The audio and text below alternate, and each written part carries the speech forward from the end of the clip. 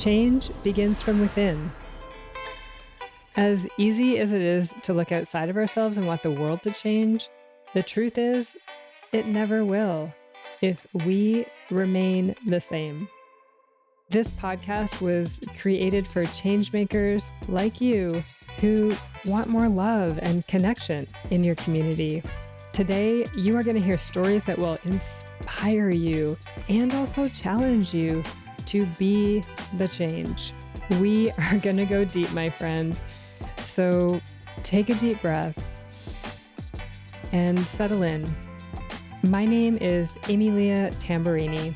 Welcome to the Circle of Change. Hi, friend. I'm so glad you're here with me today in Circle. Today is one of my favorite topics, kindness. What does it mean to be kind? We are going to go deep into kindness today, its importance, some of the myths surrounding it, and see if we can't bring a little more of it into our lives on a daily basis. As we will hear, kindness is essential on the journey of being a change maker because it gives us incredible power if we can give it to ourselves and others. So if you're at all interested in making an impact in this lifetime, stay tuned and come on this journey today.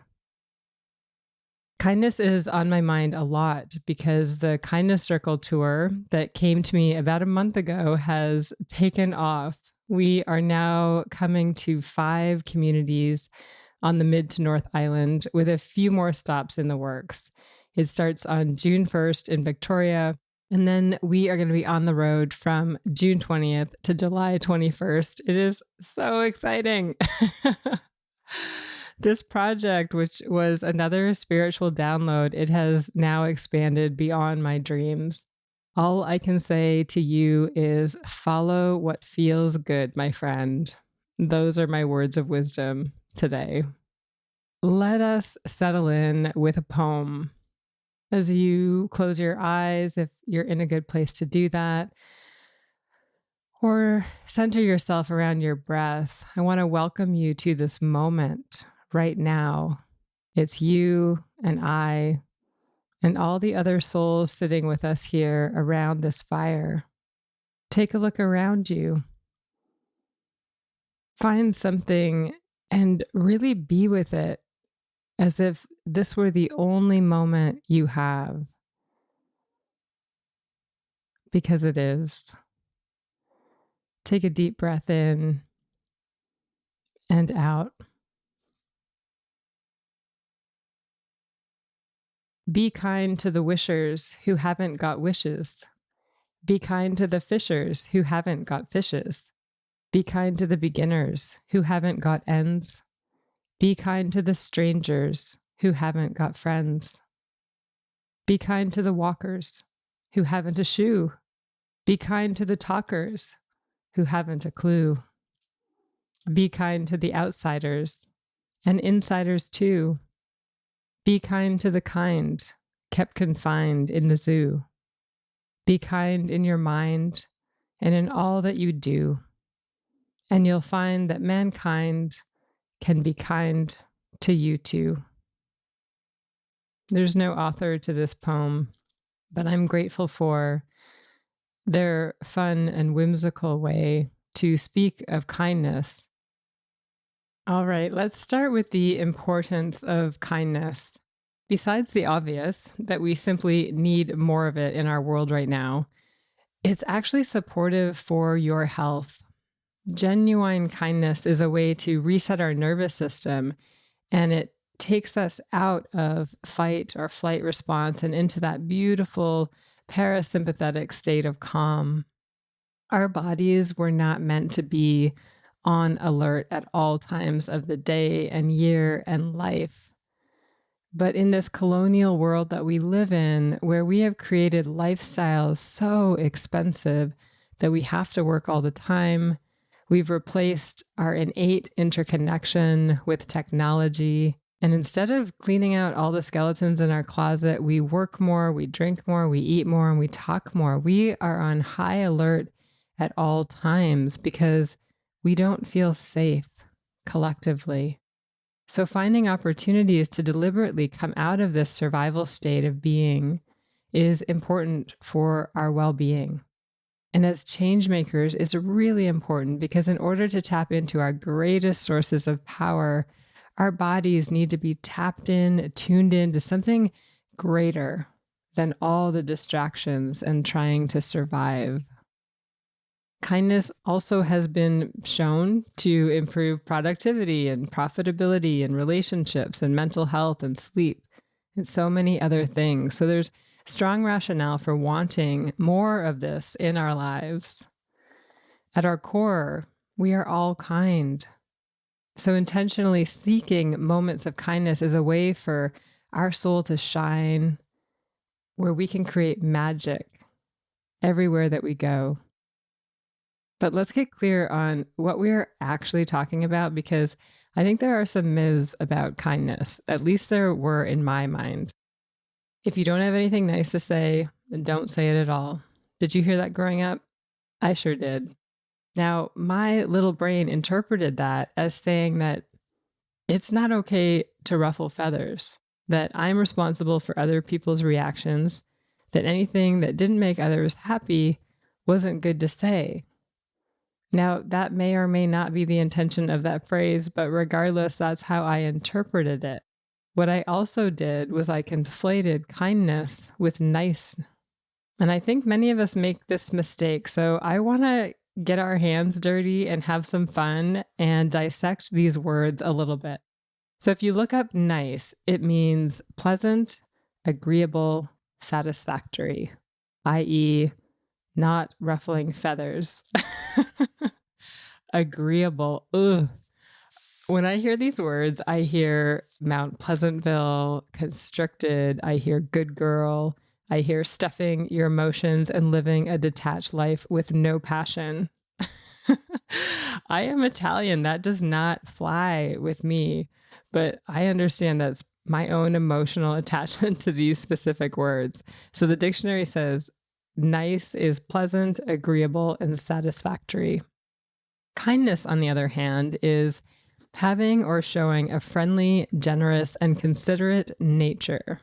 Oh, that's so interesting. So let's break these words down. Friendly.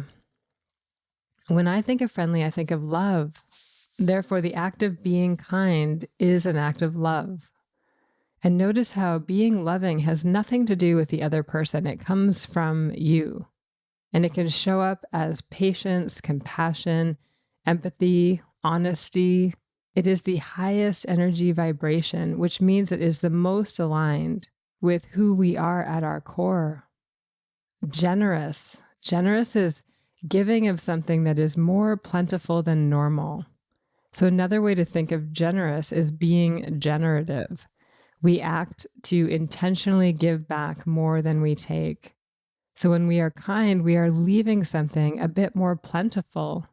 I would say that when we are honest, when we speak from our heart, when we truly see someone, when we stand for a higher version of how someone is showing up, or when we accept somebody's help, these are all ways that we are giving back more than we take.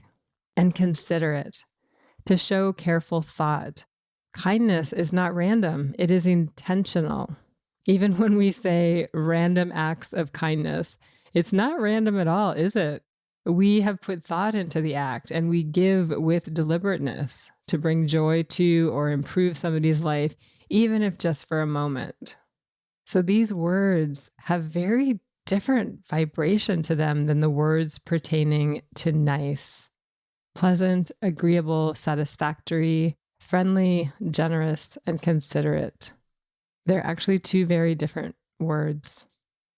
Today, when I think about moments of kindness that have touched me the most and have made the biggest impact, I think about those people that were courageous enough to see my suffering, which might have shown up as very poor behavior, and they loved me anyways.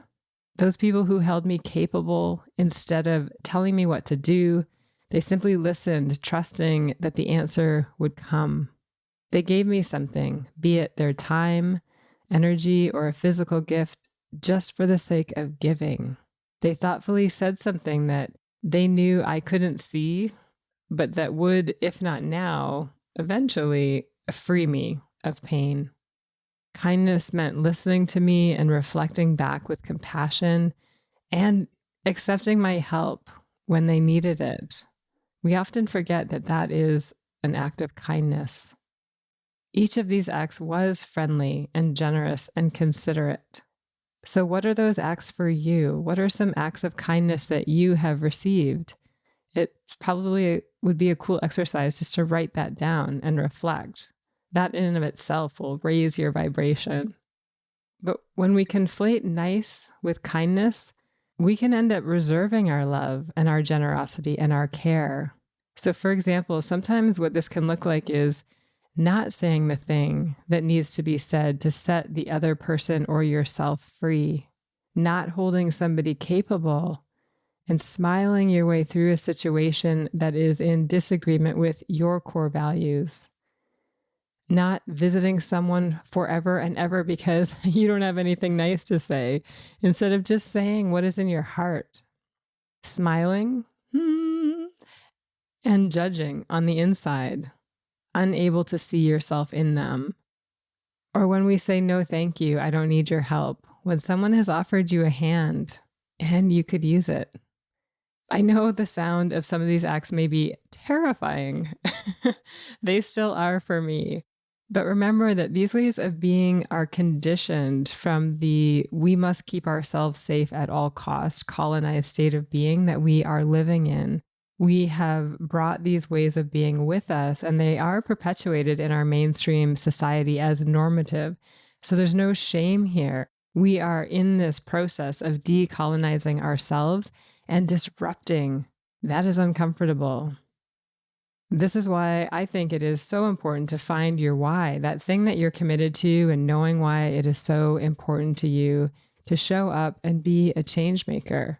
That can really help us push through these uncomfortable moments where we are kind of taking off shackles that we didn't even put on ourselves. There's a lot of determination and courage that is required to do that. But we are literally forming new neural pathways and a new humanity as we do this. So I think it is so worth it. So in closing, I want to reflect on what I know it requires of me to be kind. And taking care of myself is such a key component of this, because sleepless, overworked, sugar-fueled, overly introspective and judgmental Emilia is much more difficult to get along with. So today, instead of leaving you with questions that might entice you into kindness toward others, because I feel like you all are doing that all the time, I want to ask you, how are you being kind to yourself? How are you being friendly, generous, and considerate? In other words, how are you being loving, giving back more than is given away, and thoughtful in your approach to yourself? This might seem like a privileged question. However, being kind to yourself doesn't require material things or status. It can be looking in the mirror and saying, I love you. It could be feeding yourself before or as you feed your kids. Oh my gosh, I know that's like blasphemy. It could be taking a moment each evening to thank yourself for showing up the best you could. Our world is changing so rapidly right now, and many folks are struggling. And when we are struggling, it's just hard to be kind. This is why I'm so excited to bring this kindness circle to communities on the island this summer. We need more kindness in the world, and I just happen to be in a place in my life where I can give it freely.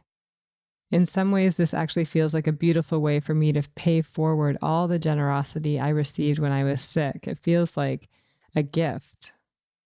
But to get here, I had to get really selfish and take care of me. And you can do that too. We're talking about small drops in a bucket, a smile to yourself in the mirror, a high five to celebrate the fact that you remembered to call your mom on Mother's Day. All of these drops add up to a full bucket, which will help you when life gets hard, as it will. So find ways today to add to that bucket and let me know what are some acts of kindness that you gave to yourself. That will totally light me up to read those. I love you, Changemaker. Take care. Ciao.